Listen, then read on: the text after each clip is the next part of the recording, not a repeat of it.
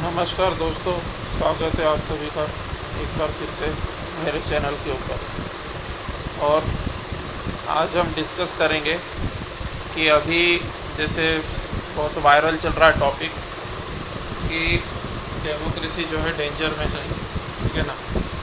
ये टॉपिक जो है वायरल चल रहा है।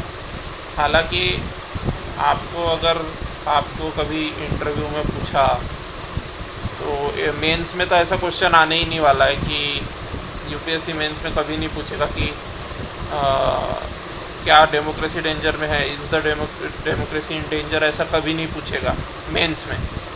मेंस में कैसे सवाल आते हैं दोस्तों, एक आधा सवाल आ सकता है जो करंट इशू पे हो, ठीक है ना, जो करंट इशू पे हो ऐसा एक आधा सवाल आ सकता है। जैसे वो जो गवर्नर का इशू था, तो वेस्ट बंगाल के गवर्नर का जो इशू था वो आपको पूछा गया था, ठीक है ना, यूपीएससी में पूछा गया था।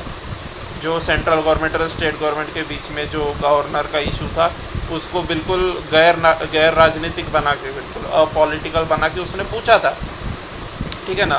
पूछा था कौन से इसमें पूछा था मुझे एग्जैक्टली याद नहीं आ रहा है, क्योंकि मैं जीएस के टच में ज़्यादा नहीं था अभी कई सालों से, ठीक है ना।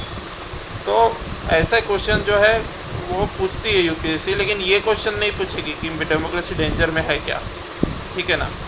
बट एक सवाल पूछा था एसे में एक सवाल पूछा था यूपीएससी ने, टॉपिक था बायस्ड मीडिया, ठीक है ना। बायस्ड मीडिया एसे में पूछा था, biased media is a threat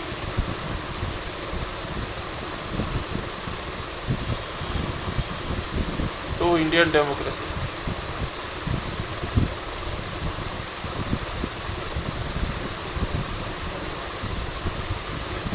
ये जो है ऐसे में आपको पूछा गया था, ठीक है ना। तो ऐसे में ये तो पूछा गया था, लेकिन ये क्यों पूछा गया था वो भी समझो, ठीक है ना। Biased media is a threat to Indian democracy, ये बराबर है, ये पूछा गया था, लेकिन ये किस संदर्भ में वो यूपीएससी वाले की खास बात है कि वो राजनीतिक नहीं हो सकता ना, obviously it can not be political.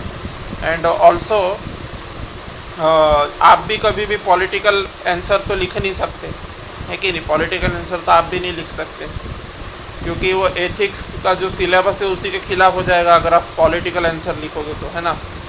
इसलिए वो जो गवर्नर वाला भी क्वेश्चन जो पूछा गया था, वो गवर्नर का जो गवर्नर और वो क्या बोलते हैं, जो वेस्ट बंगाल और सेंटर के बीच में जो मतभेद हुआ था ना, तो एक मेरे ख्याल से आईएएस को लेकर गवर्नर, सेंट्रल गवर्नमेंट और वेस्ट बंगाल, वो तीनों के बीच में एक झड़प हुई थी, तो उसको गैर राजनीतिक रूप में पूछा था यूपीएससी ने, ठीक है ना।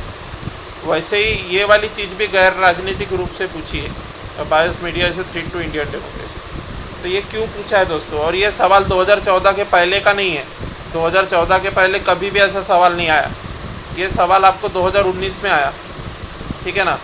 लेकिन आप 2019 में भी जब आप इसका आंसर लिखोगे, तो 2019 के भी मेंस में जब आप इसका एसे लिख रहे थे, एसे का टॉपिक था ना, ये एसे का टॉपिक था, तो 2019 में भी जब आप इसका एसे लिख रहे थे तो आप वहाँ पे भी अपॉलिटिकल, जो भी टॉपर्स होंगे उनने सब ने अपॉलिटिकल आंसर लिखे होंगे, ठीक है ना।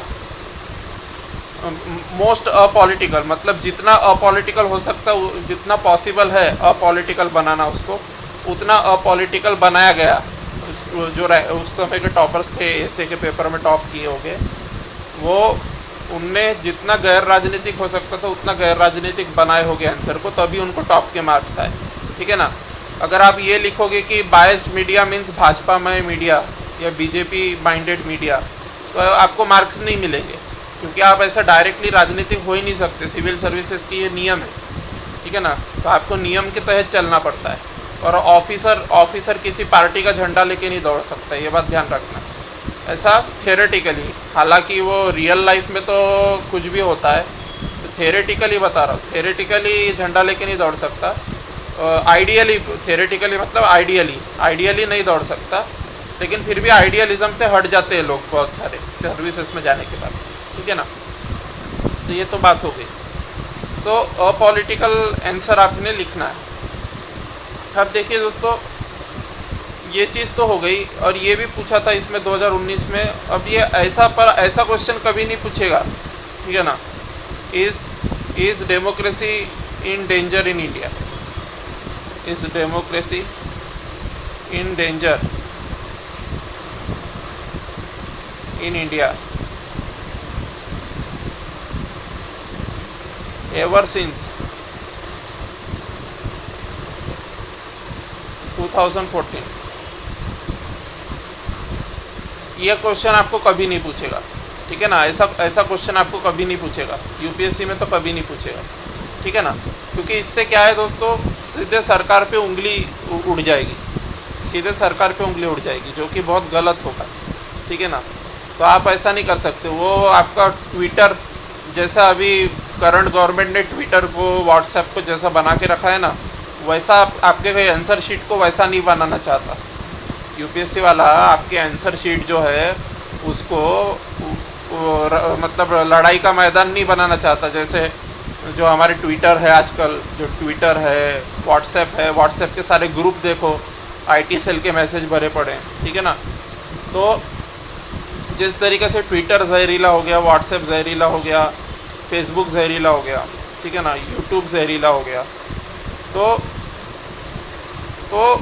ये जो है ये ज़्यादातर सत्ता द्वारा किया गया है। मतलब बीजेपी की गवर्नमेंट जब 2014 में ही उसके द्वारा किया गया है, ठीक है ना। पर फिर तो अगर ये ऐसा सवाल अगर आपसे पूछेगा कि इस डेमोक्रेसी डेंजर इन इंडिया, तो ऐसा सवाल वो कभी नहीं पूछने वाला, ठीक है ना। वो कभी नहीं पूछने वाला ऐसा सवाल। क्यों नहीं पूछेगा वो ऐसा सवाल? क्योंकि इससे कंट्रोवर्सी अराइज होगी और वो आपकी जो आंसर शीट है उसमें आप उल्टा सीधा उलझुल लिख के आओगे, ठीक है ना। तो ऐसे क्वेश्चन वो कभी नहीं पूछता। ये पॉलिटिकल क्वेश्चन हो गया, ठीक है ना। This becomes a political question, ठीक है ना। इसलिए ऐसा क्वेश्चन कभी नहीं पूछेगा। हाँ, वो ज़्यादा से ज़्यादा ये ऐसे क्वेश्चन कभी नहीं पूछेगा, लेकिन ऐसा पूछता है जैसे biased media is a threat to Indian democracy, ठीक है ना। और इसमें भी biased media is a threat to Indian democracy, ये इसका ऐसे जब आप लिखोगे तो ऐसा मत लिखना कि biased media means the media which we see today, that is Aaj Tak, news 18, ji news. ऐसे नाम नहीं ले सकते आप, ऐसे नाम भी नहीं ले सकते, एंकरों के भी नाम नहीं ले सकते, और ना ही किस पार्टी का समर्थन करते हैं ये बायस्ड मीडिया वाले, वो भी आप नहीं लिख सकते, ठीक है ना। आपको अपॉलिटिकल आंसर लिखना पड़ेगा इसमें। जैसे ये ऐसे आया था 2019 में, उसमें भी, ठीक है ना। तो ये चीज़ का तो विशेष ख्याल रखना। और ऐसे क्वेश्चन कभी नहीं पूछेगा यूपीएससी, ये भी ध्यान रखना, ठीक है ना। ये ऐसे क्वेश्चन भी कभी नहीं पूछेगा, ठीक है। तो दोस्तों अभी आते हैं अपन अपने टॉपिक पे कि जो अभी आजकल जो ये है, जैसे विपक्षी दल है, ठीक है ना, इंक्लूडिंग कांग्रेस, ठीक है। तो वो थोड़े वो लोग ये लगाते हैं ना, एलिगेशंस लगाते हैं कांग्रेस वगैरह कि डेमोक्रेसी डेंजर में आ गई करके। तो ठीक है, डेंजर में तो आई है 2014 के बाद, इसमें कोई शक नहीं है, ठीक है ना, इसमें कोई शक नहीं है। लेकिन क्या कांग्रेस भी इसके लिए पार्शियली रिस्पॉन्सिबल है? इस पे आज नज़र डालेंगे। क्या कांग्रेस भी 2014 के बाद के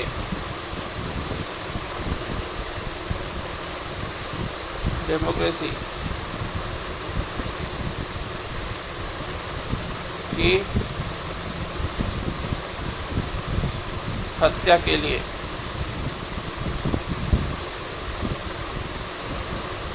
पार्शियली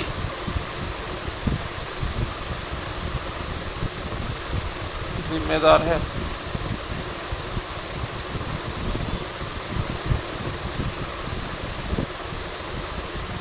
तो इसका आंसर है yes. Okay, yes, it is partially responsible.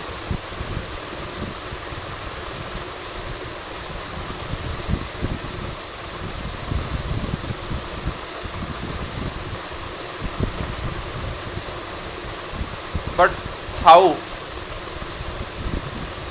Okay, okay, it is partially responsible but how, let us see, ठीक है ना, लेट अस सी हाउ। ठीक है, देखिए दोस्तों, भारत आज़ाद हुआ ना, भारत जब आज़ाद हुआ 1947 में, उसके बाद में जब पहली सरकार थी जो अपनी जवाहरलाल नेहरू, सरदार पटेल और फ्रीडम फाइटर्स वाली जो पहली सरकार थी, ठीक है ना, सबसे पहली पार्लियामेंट, उसमें ऐसे बहुत सारे बिल पारित हुए कि लैंड एक्विजिशन, मतलब ऐसा ये नहीं क्या, जैसे ज़मींदारों से ज़मीन लो, ज़मींदारों से बड़े लैंड होल्डर से ज़मीन लो और गरीबों में बांटो, ठीक है ना। तो ये शुरू हुआ लैंड एक्विजिशन, ठीक है। तो उसमें राइट टू प्रॉपर्टी एक रोड़ा बन रहा था, राइट टू प्रॉपर्टी जो था वो रोड़ा बन रहा था उसमें, ठीक है ना। तो राइट टू प्रॉपर्टी को हटा दिया गया, ठीक है, फंडामेंटल राइट से राइट टू प्रॉपर्टी को हटा दिया गया, ताकि अमीरों से ज़मीन ले और गरीबों में बांट सके, उसके लिए ये किया गया, ठीक है ना। लेकिन क्या हुआ दोस्तों, ये जो ज़मींदारों से जो ज़मीन ले रहे थे, ठीक है ना, कांग्रेस ने किस चीज़ का ख्याल रखना चाहिए था, कांग्रेस ने किस चीज़ का ख्याल नहीं रखा, वो भी बताता हूँ।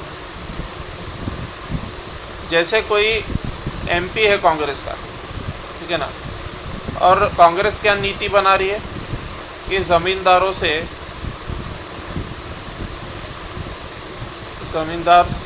से ज़मीन लो,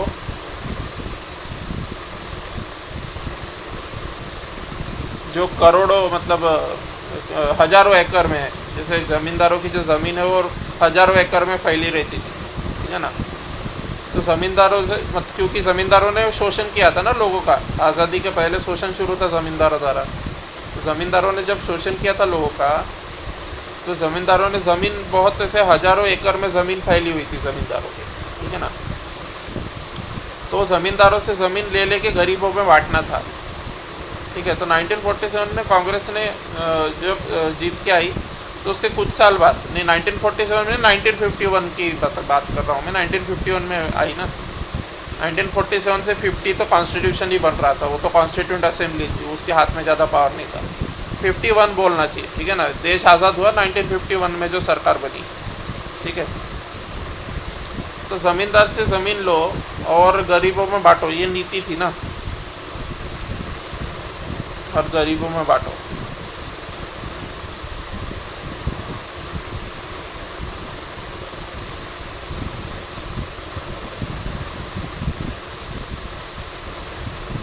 ये नीति थी। अब कांग्रेस का कोई अगर समझो एमपी है, अब कहाँ पे फंसी, कहाँ गोटी कहाँ फंसी। कांग्रेस ने ये चीज़, इस चीज़ का खास ख्याल रखना चाहिए था कि कोई अगर एमपी है, ठीक है ना, कोई मेंबर ऑफ पार्लियामेंट है जो कांग्रेस को बिलोंग करता है, अगर वो ज़मींदार है, ठीक है ना, अगर वो खुद ज़मींदार है, और कांग्रेस की नीति यह है, सेंट्रल गवर्नमेंट की जो नेहरू द्वारा बनाई हुई नीति है कि ज़मींदारों से ज़मीन लो, गरीबों में बांटो। तो ये जो कांग्रेस का जो एमपी है, अगर ये खुद ज़मींदार है, तो कांग्रेस ने इस एमपी को स्पष्ट निर्देश देना चाहिए था कि जो भी ज़मीन है तुम्हारे पास, इतने अमुक लेवल से ज़्यादा, एक स्पेसिफिक लेवल से ज़्यादा अगर ज़मीन है तो तुम चुपचाप वो सरकार को दे दो, ठीक है ना, और सरकार जो है बांटेगी, ठीक है, चोरी मत करो, ऐसा स्पष्ट निर्देश देना चाहिए था। लेकिन और ऐसे स्पष्ट निर्देश शायद दिए भी होंगे, लेकिन ये एमपी ने सुना नहीं, ये एमपी कुछ सुना नहीं, और इसने क्या किया, अपनी बीवी के नाम पे कर दिया ज़मीन। एक इंसान के पास एक स्पेसिफिक लिमिट से ज़्यादा ज़मीन नहीं हो सकती, ऐसा नियम था ना। तो ये एमपी ने क्या किया, ये सरकार, जैसे 500 एकड़ ज़मीन है समझो इसके पास, ठीक है ना, 500 एकड़ ज़मीन है, तो मान लो 250 एकड़ के ऊपर ज़मीन नहीं हो सकती, ऐसा नियम है, ठीक है ना। मान लो नियम है कि 250 एकड़ से ज़्यादा ज़मीन नहीं हो सकती किसी के पास, तो वो क्या कर देगा, 250 एकड़ 500 एकड़ का 2 बंटवारे कर देगा। 250 एकड़ अपने नाम पे कर देगा, अपने नाम पे, और 250 एकड़ कर देगा अपनी पत्नी के नाम पे, ठीक है ना। और 250 एकड़ के ऊपर ज़मीन नहीं हो सकती, वो वाली क्राइटेरिया फिर फॉलो हो गया, क्योंकि इसके भी पास 250 एकड़ है और उसकी पत्नी के पास भी 250 एकड़ है, तो कुल मिला के जो 500 एकड़ है उसका 2 बंटवारे हो गए। तो जो सरकार का जो नियम था कि 250 एकड़ से ऊपर ज़मीन रहेगी तो हड़प लीजिए, मतलब सरकार ले लेगी ताकि गरीबों में बांट सके, क्योंकि लैंडलेस एग्रीकल्चरल लेबरर्स थे ना हमारे देश में, ठीक है ना। तो 250 एकड़ कर दिया उसने अपनी बीवी के नाम पे करके, और ये जो 250 एकड़ के ऊपर ज़मीन रहेगी, ये जो लिमिट थी, तो सरकार ले लेगी उतनी ज़मीन और 250 तुम्हारे पास रहेंगे, ठीक है ना। ये नियम गया फिर तेल लेने, क्योंकि इसने क्या किया, अपनी पत्नी के नाम पे 500 एकड़ ज़मीन थी इसके पास, तो 250 एकड़ अपने पत्नी के नाम कर दिया, ठीक है ना। तो इसको कांग्रेस चाहे तो रोक सकती थी। कांग्रेस, अगर नेहरू की कांग्रेस जो थी उस समय की, इसको चाहे तो रोक सकती थी। कैसे रोक सकती थी? कांग्रेस इसको रोक सकती थी। कैसे रोक सकती थी? वो ऐसे रोक सकती थी कि जैसे इसकी फैमिली और इसके रिश्तेदारों में किसी को भी, ठीक है ना, इसकी फैमिली और इसके क्लोज रिलेटिव्स, ऐसा कुछ नियम बना सकती थी कि इतने से ज़्यादा ज़मीन अगर किसी के पास है और उसके फैमिली और क्लोज रिलेटिव्स में अगर वो बांट रहा है, ज़मीन को अलग अलग लोगों के नाम कर रहा है, ठीक है ना, तो ऐसा अलाउड नहीं है, ऐसा वो कायदा पास कर सकती थी, ठीक है ना।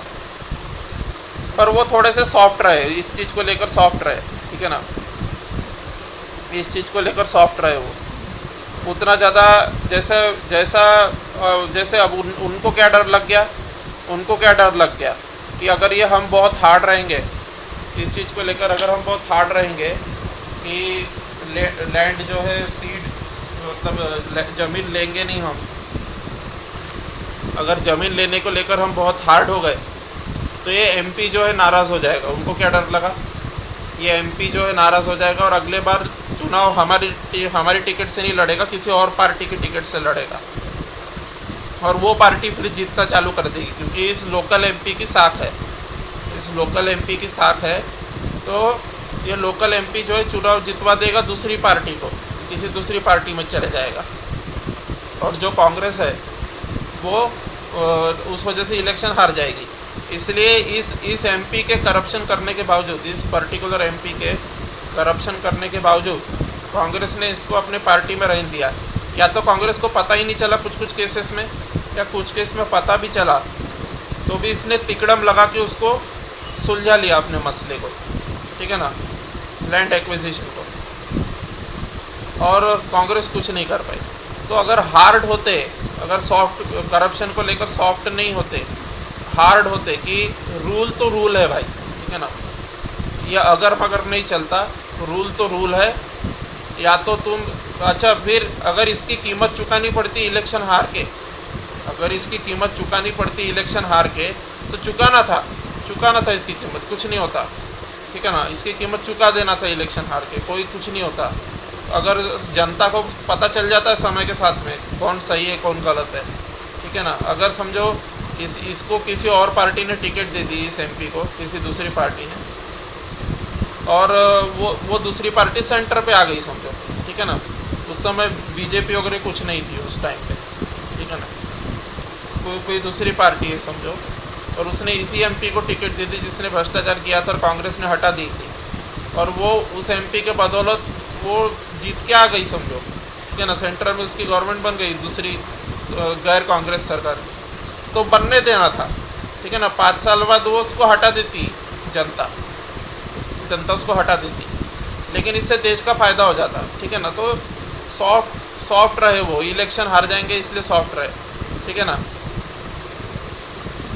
तो फिर दूसरा क्या है, इनने क्या गलती की, कांग्रेस ने क्या गलती की दूसरी? जैसे एक व्यक्ति को, पावरफुल व्यक्ति को पावर में बिठाला, ठीक है ना, एक व्यक्ति पहले पावर में था, उस पर करप्शन के एलिगेशन रखे, मीडिया में रिपोर्टिंग छपी, ठीक है, तो उसको हटा दिया, और दूसरे एक हम्बल बैकग्राउंड के अच्छे व्यक्ति को लाके बिठाला, ठीक है ना, दूसरे एक हम्बल बैकग्राउंड के जो ईमानदार लग रहा था ऐसे व्यक्ति को लाके बिठाला। लेकिन जैसे ही वो पावर में आता था वो भी पैसे खाता था, ठीक है ना। तो ऐसा करते करते दोस्तों कभी कभी क्या हुआ, तीसरे चौथे तक चली गई बात, ठीक है ना, तीसरा भी भ्रष्ट निकला, जब जैसे ही पावर में आता था भ्रष्ट हो जाता था, फिर चौथे पे चली गई बात, ठीक है ना। तो इनने क्या किए, फिर बहुत बदनामी हो रही है पार्टी की, क्योंकि तीन तीन लोग सस्पेंड हो गए अभी तक, ठीक है ना। पावरफुल पोजीशन है ये, पावर की पोजीशन है, ठीक है, तो पावर की पोजीशन है, तीन लोग सस्पेंड हो गए, खा के तीन लोग सस्पेंड हो गए, और मीडिया में भी बार बार छप गया कि ये सस्पेंड हुआ, फिर ये सस्पेंड हुआ, ठीक है ना। अब चौथा आया है, उसको हम्बल बैकग्राउंड का देख के लाया है, ठीक है ना, उसको कांग्रेस ने क्या लाई है, हम्बल बैकग्राउंड का, और जो सीमिंगली, ठीक है ना, सीमिंगली मतलब कांग्रेस को लग रहा है कि इनकरप्ट है, उस व्यक्ति को लाया उन्होंने, ठीक है ना, उसको पावर में बिठाला। अब जैसे ही वो कोई ऑफिस आता है, उसकी हम्बलनेस, उसकी इनकरप्टनेस भी ख़त्म हो जाती है, उसकी हम्बलनेस भी ख़त्म हो जाती है, और वो फिर से भ्रष्टाचार कर। तो फिर कांग्रेस क्या करती थी दोस्तों, फिर ऐसी स्थिति में फिर ये तीन लोग सस्पेंड हो चुके थे, और कांग्रेस की ऑलरेडी बदनामी हो चुकी थी, मीडिया में भी छप चुका था, मीडिया में भी सब कुछ छप चुका था, ठीक है ना। तो ये चौथे व्यक्ति को फिर कांग्रेस क्या करती थी, इसको सॉफ्ट हो जाती थी, फिर अरे जान दे यार, ये तो खाएगा ही, ये तो बिना खाए रहने वाला है नहीं, ठीक है ना। तो फिर क्या हो जाती थी, सॉफ्ट हो जाती थी और इसको खाने देती थी, फिर जा साले तू खा भाई, तू खाए बगैर तो कुछ करेगा नहीं, ठीक है ना। कि इतने तीन लोगों को सस्पेंड कर दिया, फिर भी चौथा बेशरम है, ठीक है ना, तो कुछ नहीं करती थी, फिर बोलती थी ठीक है खाने दो। पर ऐसा कुछ तिकड़म लगाती थी, ऐसा कुछ जुगाड़ करती थी कि करप्शन करके भी डेवलपमेंट हो जाए, ऐसा कुछ कोशिश करती थी कि करप्शन करके भी डेवलपमेंट हो जाए, ठीक है ना, ऐसा कोशिश करती थी 1951 की सरकार, ठीक है ना, 1951 की सरकार, 1952 है या 51 है शायद, नेहरू सरकार, ठीक है। फिर पर अगर मैं होता इसके जगह तो मैं क्या करता, ठीक है, मैं रहता तो इसको भी हटा देता, मैं तब तक हटाते जाता जब तक यानी 15-20 लोगों को हटाना पड़े, मीडिया में छपता रहे, ठीक है ना। पर मैं चलने देते रहता, उसको सस्पेंशन जारी रखता, एक 15-20-30 व्यक्ति होने के बाद देखा था तो आता जो इनकरप्ट होता, ठीक है ना। तो ऐसा उन्होंने नहीं किया, क्योंकि ऐसा करते तो कांग्रेस नेस्तनाबूद ही हो जाती, ठीक है ना।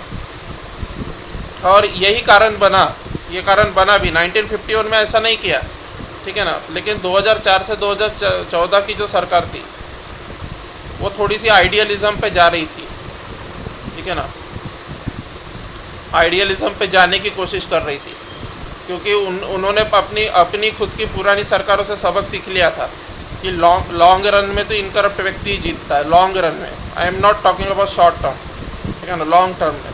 तो उन्होंने सबक सीख लिया था कि लॉन्ग टर्म में तो इनकरप्ट पार्टी ही जीतती है इलेक्शन, इसलिए 2004 से 14 के बीच में थोड़े इन लोग आइडियलिज़म के ऊपर चल रहे थे कांग्रेस वाले, और वहाँ पे 2004 से 14 के बीच में चूँकि आइडियलिज़म पे चल रहे थे, तो उनने ऐसा करते करते 15-15, 20-20 लोगों को सस्पेंड किया, और जब 15-15, 20-20 लोगों को लाइन से सस्पेंड करते रहे, नए को बिठालते रहे, तो क्या हुआ 2004 से 14 के बीच कीमत चुकाई उन्होंने, ना।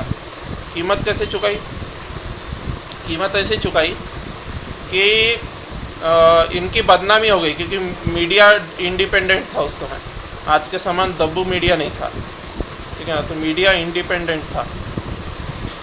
अब चूँकि मीडिया इंडिपेंडेंट था तो तुम 15-20 व्यक्ति को हटा रहे हो, 15 मतलब पहला आया उसको बिठाला, उसने करप्शन किया, उसको सस्पेंड किया, दूसरा लाया जो हम्बल बैकग्राउंड का लग रहा था और जिसको देख के लगता था कि करप्ट नहीं है, दूसरे को बिठाला, उसने करप्शन किया, उसको फिर हटाया। ऐसा करते करते 15-20 कड़ी तक जा रही थी बात, ठीक है ना।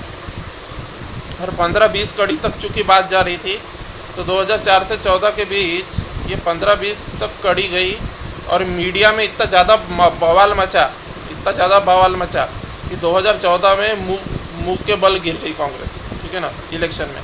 और बिल्कुल सही किया उन्होंने इलेक्शन हारना प्रेफर किया, लेकिन आइडियलिज्म पे रहे, बिल्कुल सही किया। जो पहले की कांग्रेस की सरकारें जो कर रही थी, ठीक है ना, और आइडियलिज्म पे नहीं चल रही थी, थोड़ी सॉफ्ट हो जाती थी। 3-4 सस्पेंशन तक गई बात, 3-4 सस्पेंशन तक गई, नहीं भाई अब नहीं होगा, अब इसको फिर से सस्पेंड करेंगे तो मीडिया में बवाल मच जाएगा फिर से, ठीक है ना, कि इसने फिर से करप्शन किया है जिसको बिठाला था, ठीक है। तो 3-4 चौथे के प्रति सॉफ्ट हो जाती थी। चौथा जो होता था, पांचवा चौथा, उसके प्रति अरे यार अब क्या करें, कितना ट्राई करें, ऐसा। तो ये था, तो इन्होंने चुकाई कीमत 2014 में, और 2019 में भी चुकाई फिर कीमत, ठीक है ना। तो सही किया उन्होंने। हाँ, तो मैं डिस्कस ये करना चाहता था कि कांग्रेस रिस्पॉन्सिबल कैसे है, पार्शियली कैसे रिस्पॉन्सिबल, ठीक है ना। अब पार्शियली कैसे रिस्पॉन्सिबल है वो सुनो। पार्शियली रिस्पॉन्सिबल कैसे, पार्शियली रिस्पॉन्सिबल ऐसे है, उसके बाद में मैं 2014 के बाद क्या हुआ उस पर भी आऊँगा, ठीक है ना। सबसे लास्ट में आऊँगा कि 2014 के बाद क्या हुआ, वो लास्ट में बात करेंगे उसकी, ठीक है ना। तो पार्शियली रिस्पॉन्सिबल कैसे है, ठीक है। इन्होंने क्या करना चाहिए था, जैसे पुलिस रिफॉर्म्स है, ऐसे कई सारी कमेटियाँ बनी, मुझे कमिटीज़ के नाम याद नहीं आ रहे, लेकिन पुलिस रिफॉर्म्स, ठीक है ना, police reforms, judicial reforms,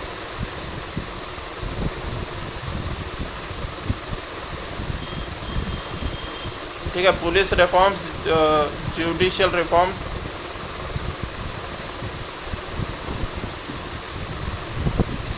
bureaucratic reforms, electoral reforms,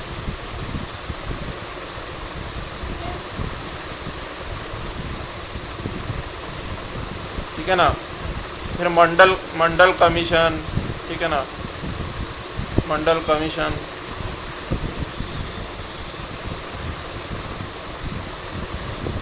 फिर जो भी है और क्या क्या है, मंडल कमीशन हो गया। फिर आपका काका कालेलकर कमीशन जो है, काका कालेलकर, ठीक है। तो ऐसे बहुत सारी कमिटीज़ बनी थी, ठीक है ना। पार्शियली रिस्पॉन्सिबल है आईएनसी, जो आज मर्डर हो रहा है ना डेमोक्रेसी का 2023 में, 2014 के बाद से जो डेमोक्रेसी का मर्डर हो रहा है, उसके लिए पार्शियली रिस्पॉन्सिबल तो है, ठीक है ना। कैसे रिस्पॉन्सिबल है, पुलिस रिफॉर्म्स, बहुत सारे पुलिस रिफॉर्म्स बताए गए थे उस समय, ठीक है ना। उनको पूरे के पूरे पुलिस रिफॉर्म लागू करना चाहिए था, ठीक है ना, पूरे के पूरे पुलिस रिफॉर्म लागू करना चाहिए था। पूरे के पूरे पुलिस रिफॉर्म अच्छे थे, ठीक है ना। इतनी सारी कमेटियाँ बन गई पुलिस रिफॉर्म्स पे, ठीक है। सारे के सारे पुलिस रिफॉर्म लागू कर देना था, ठीक है ना, पर नहीं किया उन्होंने। ओनली 1 और 2 रिकमेंडेशन मानी उन्होंने, 1-2 रिकमेंडेशन मानी, तो ये भी गया।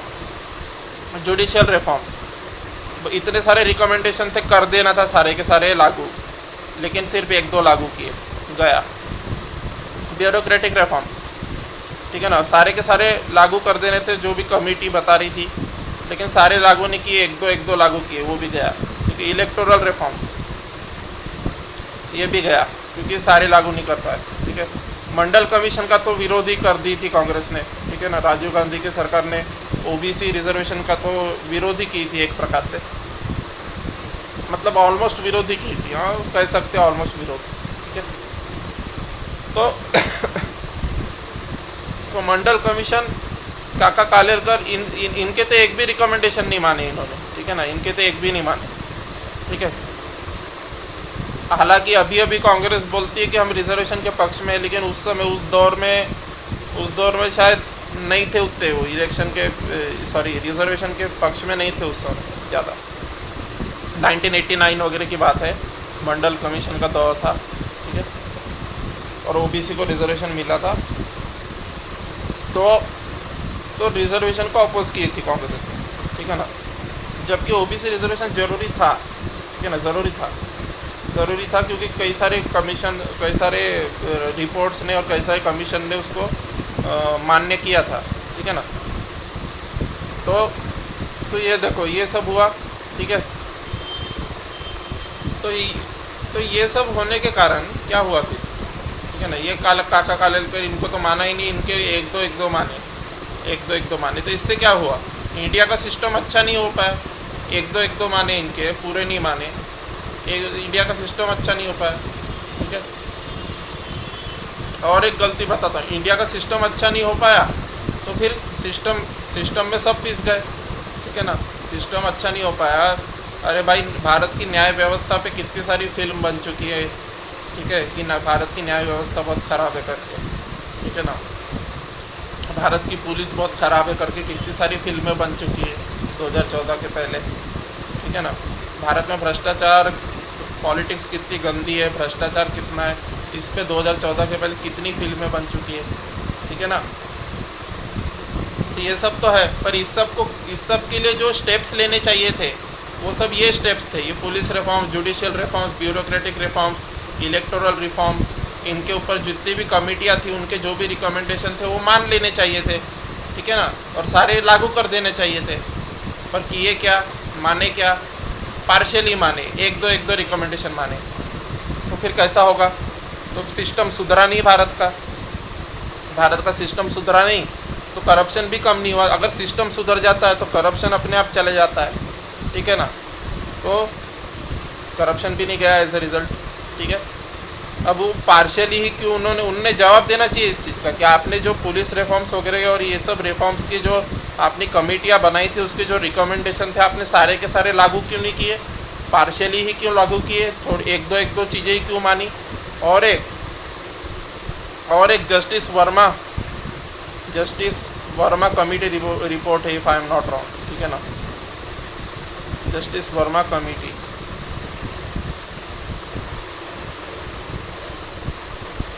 ये 2013 की रिपोर्ट है, जस्टिस वर्मा कमेटी रिपोर्ट, ठीक है। इस कमेटी ने बहुत सारे रिकमेंडेशंस दिए थे, ठीक है ना, इस कमेटी ने बहुत सारे रिकमेंडेशंस दिए थे, ठीक है। ये कमेटी क्यों बनी थी, वो जो निर्भया गैंगरेप हुआ था ना 2012 में, निर्भया गैंगरेप जो हुआ था 2012 में, ठीक है ना, उसके उपलक्ष्य में ये कमेटी बनी थी कि हम कैसे सिस्टम को सुधारें और महिलाओं के लिए कैसे सही वातावरण बनाए देश में, ठीक है। इसका एक रिकमेंडेशन ये भी था, इस कमेटी के बाकी के रिकमेंडेशन पे ध्यान नहीं दे रहा मैं, बहुत सारे रिकमेंडेशन थे, सारे ही लागू कर देने थे, वैसे तो सारे ही लागू कर देने थे, क्यों नहीं किए पता नहीं, लेकिन सारे लागू करने थे। लास्ट के 2 रिकमेंडेशन बता रहा हूँ। मॉरल क्वेश्चन जो है, ठीक है ना, moral question will not be put,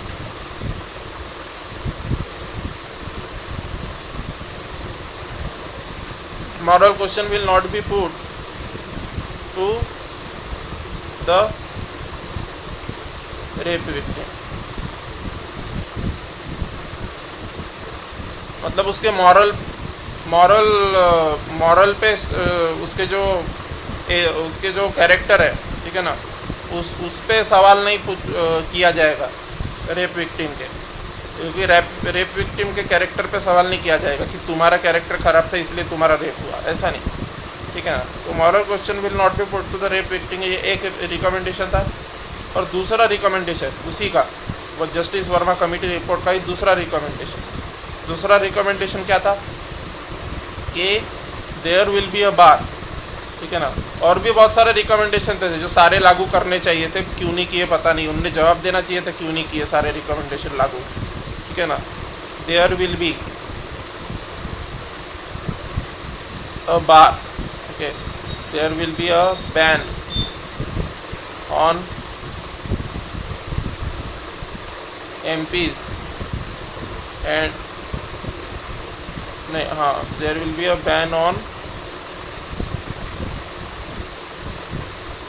persons with there will be a ban on persons with sexual, ठीक है, there will be a ban on persons with sexual offense to contest elections.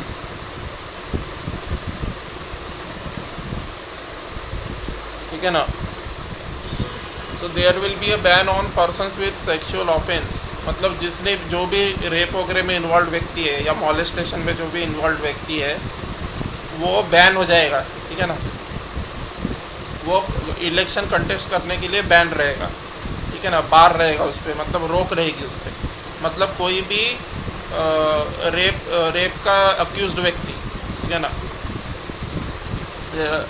Charges है जिसके ऊपर rape के या molestation के, वो व्यक्ति इलेक्शन में खड़ा नहीं हो पाएगा. ये एक रिकमेंडेशन था जस्टिस वर्मा कमेटी का. ठीक है ना, ये एक रिकमेंडेशन था. तो कांग्रेस ने क्या किया, कांग्रेस ने केवल ये वाला रिकमेंडेशन मान्य किया, ये वाला रिकमेंडेशन माना, ये वाला रिकमेंडेशन सिर्फ एग्री किया. ठीक है,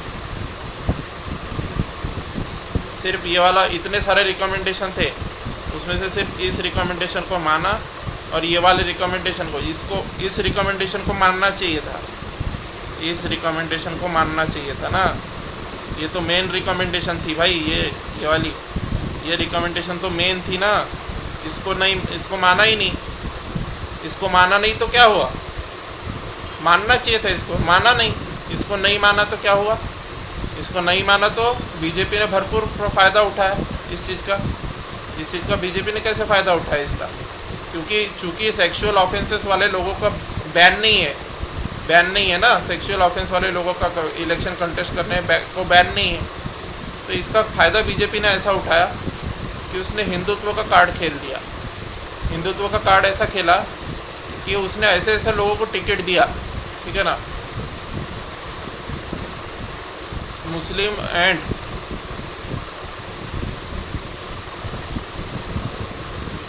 ठीक है, रादर ऐसा कहो कि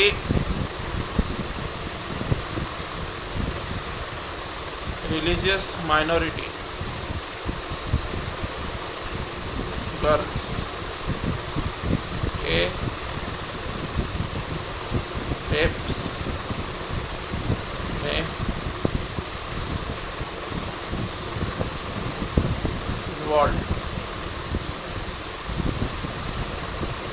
Hindu politician got ticket in the name of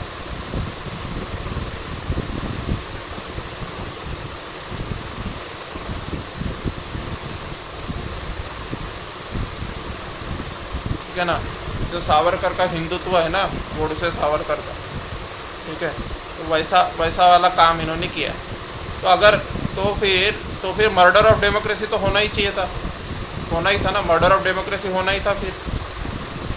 ठीक है ना, मर्डर ऑफ डेमोक्रेसी होना ही था. तो कौन रिस्पॉन्सिबल है, ये जस्टिस वर्मा कमेटी रिपोर्ट 2013 की. इसको ये वाला रिकमेंडेशन मान लेते, ये वाला रिकमेंडेशन मान लेते अगर, ठीक है ना,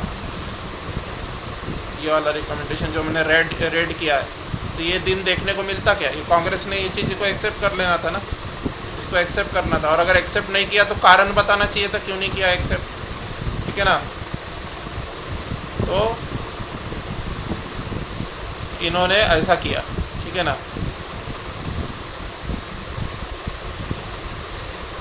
ये काम किया इन्होंने. तो मर्डर ऑफ डेमोक्रेसी तो होना ही था.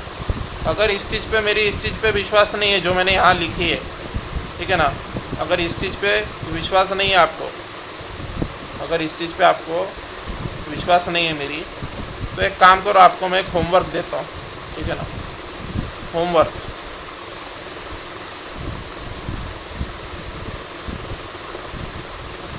होमवर्क ऐसा है कि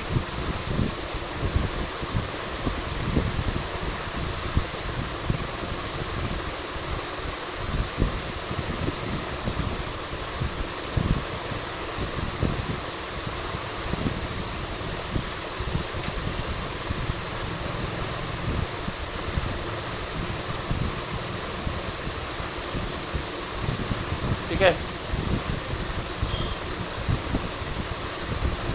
search this on reality of Yogi Adityanath by Dhruv Rathi.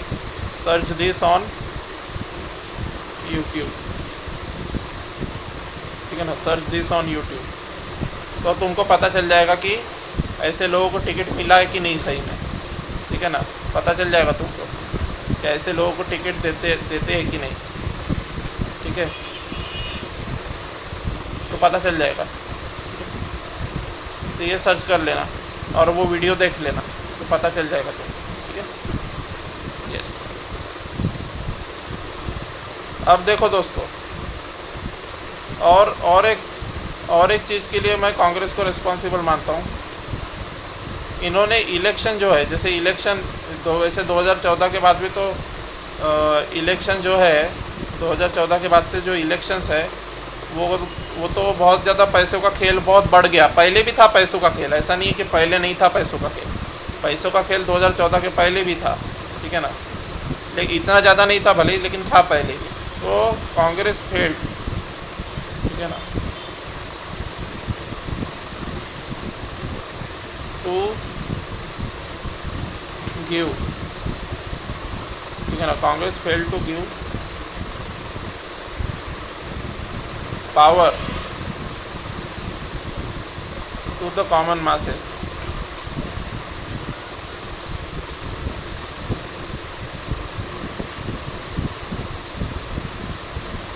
So that even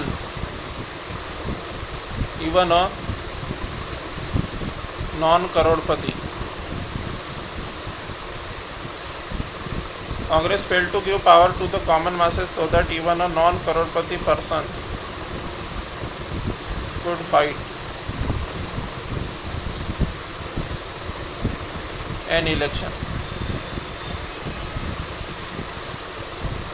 ठीक है ना, अभी जैसे मैं हूँ, ठीक है, जैसे मैं हूँ, अगर मैं हूँ तो मुझे बताओ, मैं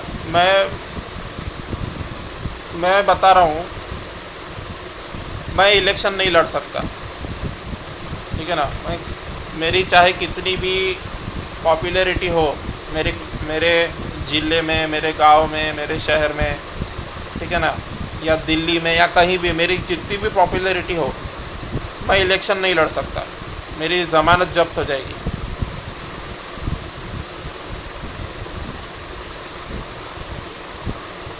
ठीक है ना, मैं इलेक्शन नहीं लड़ सकता। तो मेरी ज़मानत जब्त हो जाएगी। क्यों? क्योंकि मैं करोड़पति नहीं हूँ। ठीक है ना, करोड़पति व्यक्ति इलेक्शन जीत पाता है भारत में। अगर सिस्टम को सुधारते तो करोड़पति व्यक्ति इलेक्शन जीतने के बजाय जो आम आदमी है, देश का आम व्यक्ति जो कॉमन नागरिक है मेरे समान, वो भी इलेक्शन लड़ पाता। मेरी तो कोई खूब इच्छा थी इलेक्शन लड़ने की, लेकिन मैं कभी लड़ पाया क्या? कभी मुझे टिकट मिल सकता है क्या? नहीं मिल सकता।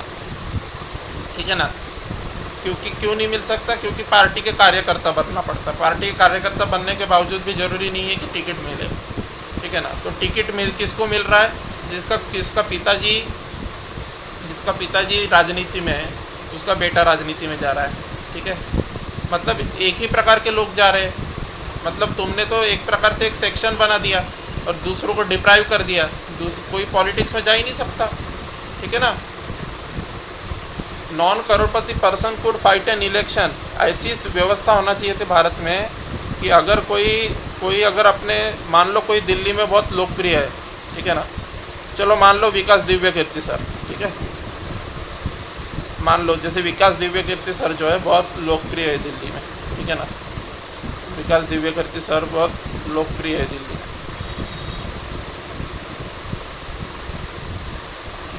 एक एग्जांपल दे रहा हूँ, और मान लो ये इलेक्शन लड़ना चाहते हैं, he wants to fight election, he wants to be an MP, suppose बोल रहा हूँ, he wants to be an MP,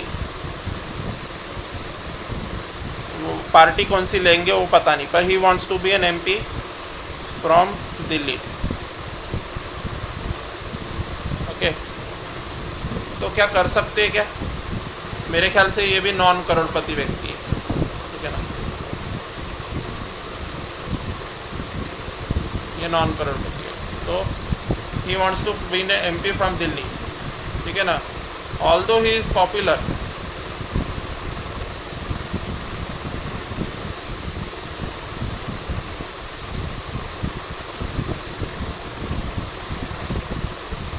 although he is very popular and people love him,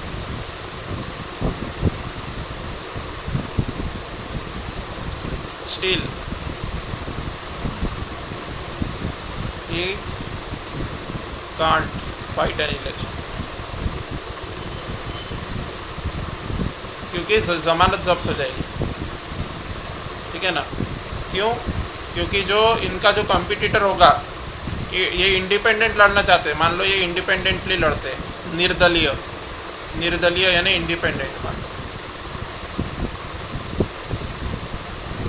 निर्दलीय, ठीक है, तो भी ये चुनाव नहीं जीत सकते, क्योंकि जो दूसरी पार्टी का जो नेता होगा, जो जिसके साथ पीढ़ी बैठ के खा सके, इतना धन होगा उसके पास, काला धन, वो पैसे बांट के सारे वोट खरीद लेगा, पैसे बांट के सारे वोट खरीद लेगा, और इनके पास कोई वोट नहीं आएगा, चूँकि लोग उनको चाहते फिर भी कोई वोट नहीं आएगा, और इनकी ज़मानत जब्त हो जाएगी, ठीक है ना, निर्दलीय भी लड़ेंगे तो, ठीक है। तो इस चीज़ को, ये फ्रीडम फाइटर्स का सपना तो था, ठीक है ना, ये जवाहरलाल नेहरू वगैरह का ऐसा सपना तो था कि कॉमन मासेस भी पॉलिटिक्स में आ सके, लेकिन उन्हीं की पार्टी फेल हो गई, ये अचीव कर पाई क्या? नहीं कर पाई, ठीक है ना, ये नहीं कर पाई अचीव, ठीक है ना, सो इट फेल्ड, ठीक है। तो फिर क्या था? बस इसी से मर्डर हुआ डेमोक्रेसी का, फिर 2014 के बाद में डेमोक्रेसी का मर्डर शुरू हुआ। कैसे मर्डर शुरू हुआ डेमोक्रेसी का? वो उसके लिए तो मैं को जर्नलिस्ट बन जाना पड़ेगा, वो मैं नहीं कर सकता, पर अगर ऐसे लोग, ठीक है ना, अगर ऐसे लोग राजनीति में रहेंगे, करोड़पति लोग और ऐसे लोग, तो मर्डर ही होना है डेमोक्रेसी का, ठीक है ना, तो मर्डर तो होना ही है ना डेमोक्रेसी का। तो भाई अगर पहले ही अच्छा सिस्टम बना के जाते, है ना, 2014 के पहले ही,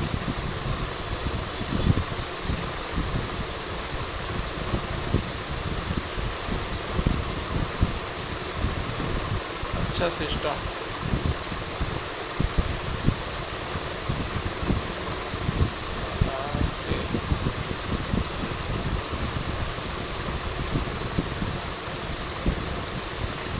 अच्छा सिस्टम यानी सिस्टम तो ठीक ठाक ही था, एकदम बुरा नहीं था उस समय।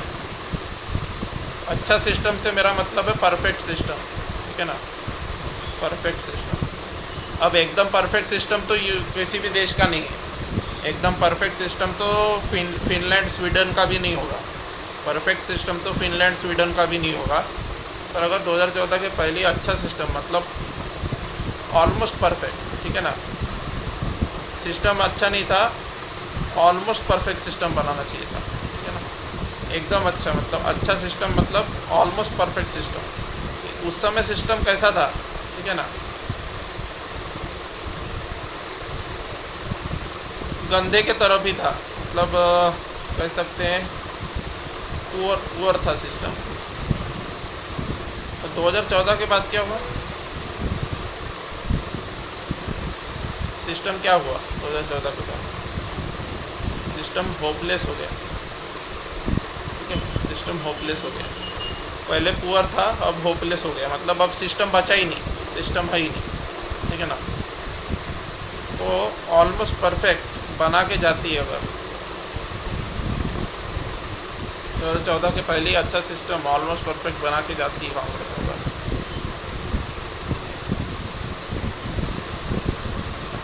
तो आज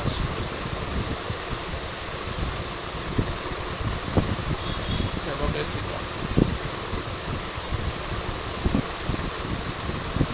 ऑर्डर नहीं होता। ठीक है ना, फिर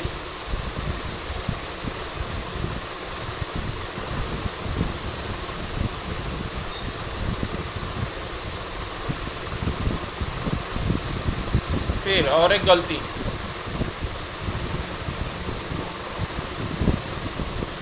कांग्रेस फोकस्ड, ठीक है ना, on just engineering and medical field of education.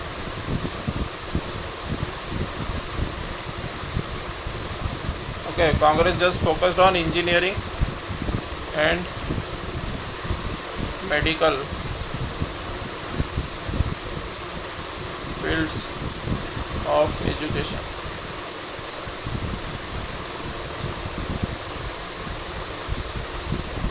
Mostly, ठीक है ना, just engineering and medical fields of education पे कांग्रेस ने फोकस किया। ठीक है ना, इसी वजह से हर कोई उस समय केवल इंजीनियर और डॉक्टर ही बन रहा था, या तो इंजीनियर या तो डॉक्टर। ठीक है ना, दे कम्प्लीटली इग्नोर, ठीक है ना, दे ignore, almost ignore. okay?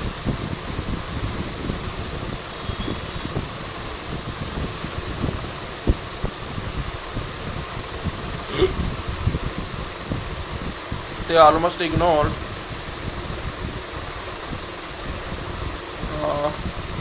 BSc, okay, BSc का फील्ड, MSc का फील्ड, ठीक है ना, BA का फील्ड, BA इन हिस्ट्री का फील्ड, ठीक है, BA in history, MA in history, ठीक है ना,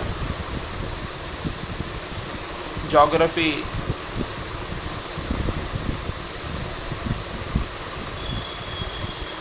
एक्सेट्रा। ठीक है ना, they almost ignored all this things. ठीक है, they almost ignored all this things. Okay, सिर्फ दो फील्ड पे उन्होंने फोकस किया, इंजीनियरिंग और मेडिकल, और उसी को बेहतर बनाते गए, उसी को बेहतर बनाते गए। बाकी के फील्ड में क्या हो रहा है उससे कोई लेना देना ही नहीं। BSc को निगलेक्ट, BSc का लेवल घटता चला गया, घटता चला गया, लेवल ख़राब होता चला गया। ठीक है ना, MSc का लेवल ख़राब होता चला गया, BA का लेवल ख़राब होता चला गया, कोई ध्यान नहीं। ठीक है ना, जस्ट इंजीनियरिंग मेडिकल पे फोकस करते रहे। उस वजह से लोग या तो इंजीनियर बनते या तो डॉक्टर बनते, कोई दूसरा फील्ड ही नहीं गया।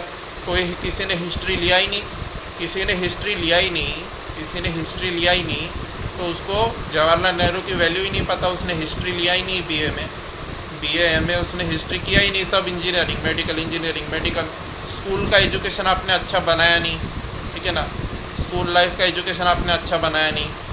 सारे के सारे बच्चे इंजीनियरिंग मेडिकल ले रहे हैं हायर एजुकेशन में, ठीक है ना, हायर एजुकेशन में सब इंजीनियरिंग मेडिकल ले रहे हैं, तो हिस्ट्री से हिस्ट्री कोई नहीं ले रहा है, हिस्ट्री कोई नहीं ले रहा है, हिस्ट्री कोई नहीं ले रहा है, तो उसको भारत का फ्रीडम मूवमेंट नहीं पता, भारत का फ्रीडम मूवमेंट नहीं पता, तो भारत के फ्रीडम मूवमेंट में उसको कांग्रेस की भागीदारी नहीं पता। ठीक है ना, अरे भाई सब इंजीनियरिंग मेडिकल ले रहे हैं और कांग्रेस अगर हिस्ट्री को पैट्रोनाइज नहीं कर रही है तो हिस्ट्री उसने पढ़ी नहीं, हिस्ट्री उसने पढ़ी नहीं तो भारत का स्वतंत्रता संग्राम उसने नहीं पढ़ा, भारत के फ्रीडम स्ट्रगल उसने नहीं पढ़ा, तो उसको जवाहरलाल नेहरू की वैल्यू नहीं पता, उसको गांधी जी की वैल्यू नहीं पता, उसको सरदार पटेल की वैल्यू नहीं पता, ठीक है, उसको सुभाष चंद्र बोस की वैल्यू नहीं पता, उनकी वैल्यू नहीं पता उसको, तो वो RSS को वोट दे रहा है, वो BJP को वोट दे रहा है। ठीक है, उसको यही नहीं पता कि RSS ही वो ऑर्गेनाइजेशन आरएसएस ही वो ऑर्गेनाइजेशन था जो गांधी जी की हत्या में इन्वॉल्व था। उसको यही नहीं मालूम क्योंकि उसने कभी हिस्ट्री नहीं पढ़ी। उसने हिस्ट्री नहीं पढ़ी तो उसको यही नहीं मालूम कि गांधी जी की हत्या के पीछे आरएसएस का हाथ था। अब उसको यही नहीं पता तो वो वोट किसको देगा? तुमको क्यों वोट देगा भाई? वो तुमने अपना वो इस सब्जेक्ट ही पैटर्नाइज नहीं किया। उसी तरीके से बीएससी, ठीक है ना, कुकुर मुत्तों की तरह लोग अगर इंजीनियर बनेंगे, कुकुर मुत्तों की तरह लोग अगर इंजीनियर बनेंगे तो बीएससी में कोई जाएगा नहीं। बीएससी में सीटें खाली रह जाएगी।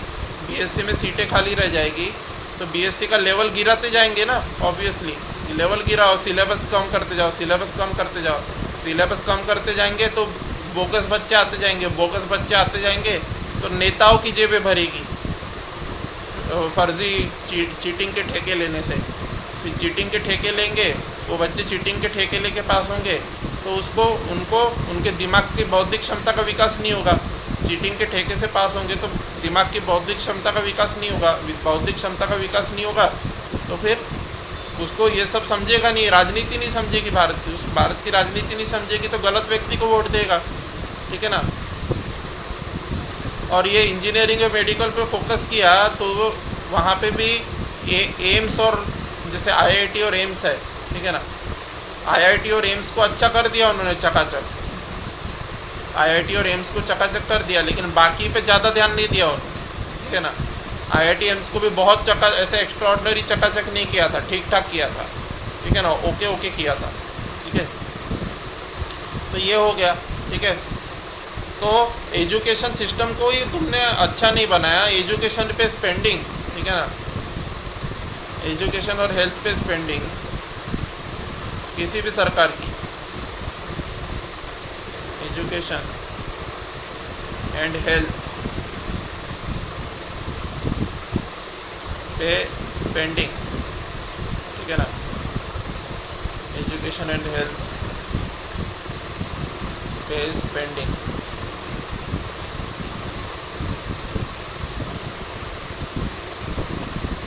एजुकेशन एंड हेल्थ पे स्पेंडिंग सफिशिएंट नहीं की।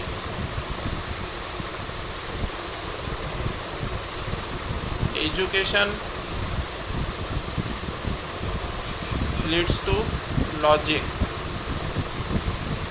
logic leads to better political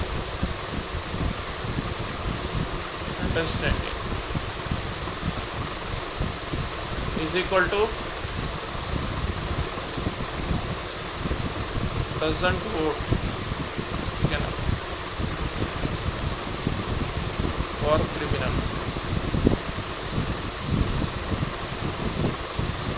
ठीक है।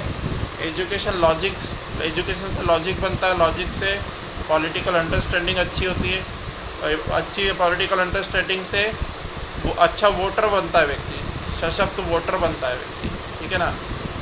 तो ये भी नहीं किया उन्होंने, ठीक है। तो फिर 2014 के बाद बस एक मौके की तलाश थी, 2014 ने वो मौका दे दिया, ठीक है ना। जो व्यक्ति इन सारे लूप होल्स का फ़ायदा उठा सकता था वो व्यक्ति सत्ता में आ गया, ठीक है ना।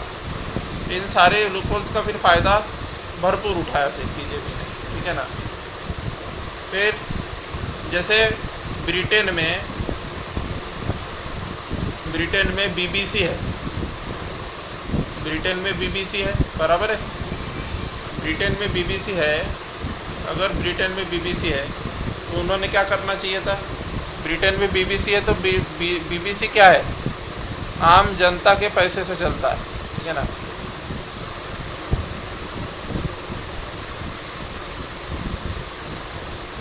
आम जनता के पैसे से चलने वाला, ठीक है ना, ब्रिटेन की आम जनता के पैसे से चलने वाला न्यूज़ कॉर्पोरेशन, ठीक है ना। सो ब्रिटेन में बीबीसी है, जो ब्रिटेन के आम जनता के पैसे से चलने वाला न्यूज़ कॉरपोरेशन है, ठीक है ना। तो क्या इंडिया में ऐसा कोई संस्थान बनाने की कोशिश की? इंडिया में ऐसा कोई संस्थान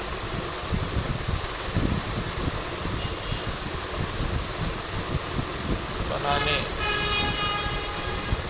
की कोशिश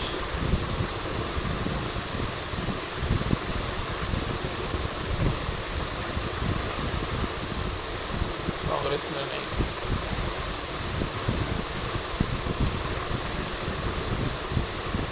ठीक है, इंडिया में ऐसा कोई भी संस्थान बनाने की कोशिश कांग्रेस ने नहीं की। अब ऐसा कोई भी संस्थान बनाने की कोशिश अगर कांग्रेस ने नहीं की, तो फिर 2014 के बाद इसका दुरुपयोग हुआ, ठीक है ना। तो कांग्रेस ने ऐसा कोई भी इंस्टीट्यूट बनाने की कोशिश नहीं की, इसीलिए न्यूज़ ऑर्गेनाइजेशंस को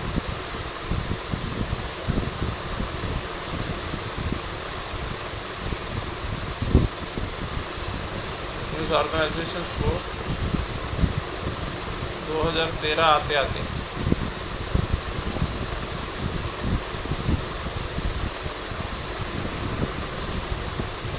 कॉरपोरेट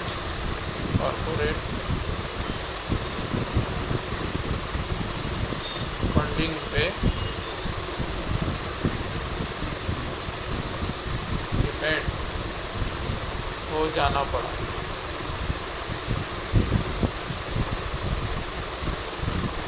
ठीक है ना, इसलिए न्यूज़ ऑर्गेनाइजेशंस को 2013 आते आते कॉर्पोरेट फंडिंग पे डिपेंड हो जाना पड़ा। क्यों? क्योंकि आम जनता के पैसे से चलने वाला कोई भी न्यूज़ कॉरपोरेशन नहीं बनाई, ठीक है ना। क्योंकि ऐसा कोई भी न्यूज़ कॉरपोरेशन बनने की कोशिश नहीं की, तो न्यूज़ ऑर्गेनाइजेशन 2013 आते आते कॉरपोरेट फंडिंग पे डिपेंड हो गए। ठीक है, कॉरपोरेट फंडिंग पे डिपेंड हो गए तो 2014 आते ही मोदी सरकार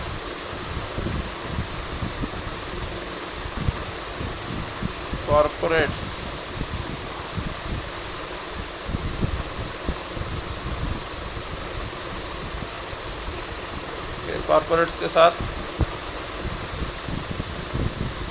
गठजोड़ बनाती गई।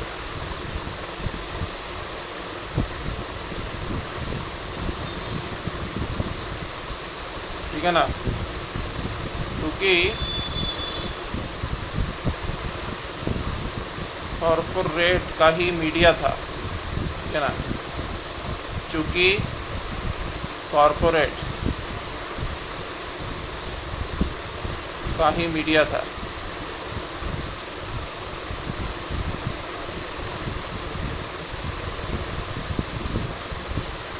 और मोदी सरकार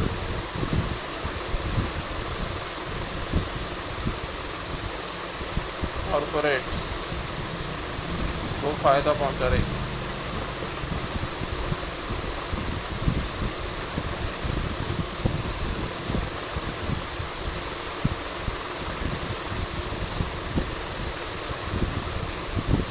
तो इसीलिए चूँकि कॉरपोरेट्स का ही मीडिया था और मोदी सरकार कॉरपोरेट्स को फ़ायदा पहुंचा रही थी, तो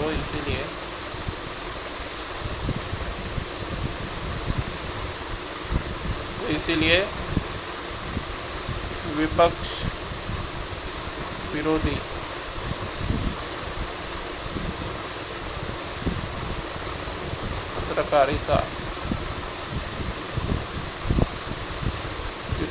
पत्रकारिता का उदय हुआ। ठीक है ना, इसी वजह से मीडिया बायस्ड हो गया। ठीक है ना, तो यही चीज़ आपको मोदी सरकार का नाम लिए बगैर, ठीक है ना, मोदी सरकार का नाम लिए बगैर यही चीज़ आपको यहाँ लिखनी थी। ठीक है, है, ये जो क्वेश्चन आपको पूछा गया था ना, biased media is a threat to Indian democracy, UPSC में पूछा था 2019 में ऐसे, ठीक है।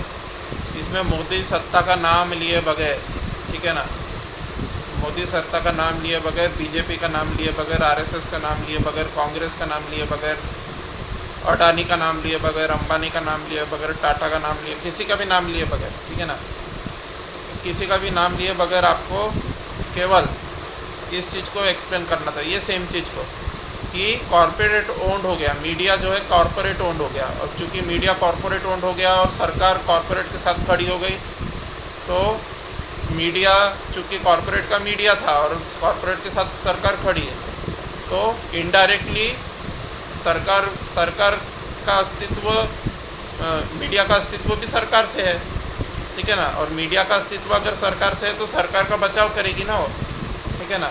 यही चीज़ आपको यहाँ डिस्कस करना था 2019 के ऐसे में, यूपीएससी में, बिना मोदी सरकार का नाम लिया, ऐसे 2019 यूपीएससी, और biased media is a threat to Indian democracy, ठीक है ना। तो ऐसा है, इसलिए मैं कहता हूँ इन सब कारणों से, ठीक है ना, इन्हीं सब कारणों से कहता हूँ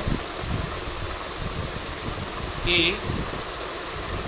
जो अभी जो डेमोक्रेसी की जो हत्या हो रही ना देश में, उसके लिए पार्शियली रिस्पॉन्सिबल है, yes it is partially responsible, ठीक है, डेमोक्रेसी की हत्या के लिए पार्शियली रिस्पॉन्सिबल तो है, इसमें कोई शक नहीं।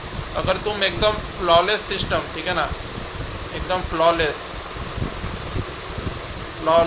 सिस्टम देते, देश को अगर फ्लॉलेस सिस्टम दे के जाते, इलेक्शन कमीशन को बहुत सारी ताकत दे के जाते, इलेक्शन कमीशन को, सीबीआई को, ईडी को, सबको पूरी तरीके से इंडिपेंडेंट कर देते पॉलिटिकल प्रेशर से, ठीक है ना, ऐसे ऐसे नियम पास करते, जन लोकपाल बिल को पास कर डालते, ठीक है ना, भले ही खुद की सरकार के लिए हानिकारक होता पर उसको सीधे सीधे पास कर डालते जन लोकपाल बिल को, ठीक है। हालांकि उन्होंने ऐसे बहुत सारे स्टेप्स लिए जिससे उनका खुद का नुकसान हो गया, ठीक है। अच्छा किया उन्होंने, अच्छा किया, मैं उस चीज़ के लिए उनको अप्रिशिएट करता हूँ आज भी, पर और भी करना चाहिए था, ठीक है ना। हो सकता है उसके बाद उनको 40 सीट भी नहीं आती, हो सकता है एकदम 15 सीट पे ही आ जाती कांग्रेस, ठीक है ना, पर वो एक्सेप्ट करना था, ठीक है ना, 15 सीट हो जाने देना था, लेकिन फ्लॉलेस सिस्टम बना के जाना था, उन्होंने ऐसा नहीं किया। तो थोड़ी हल्के फुल्के, पार्शियली मतलब a little bit, it is a little bit responsible, ठीक है ना, it is a little bit responsible. So thank you very much. बाकी फिर क्या है, मौका जिसको मिलता है वो तो फिर गलत फ़ायदा उठा ही लेता है ना, ठीक है ना, जिसको मौका मिलता है वो तो फिर गलत फ़ायदा उठा ही लेता है, ठीक है। तो थैंक यू वेरी मच।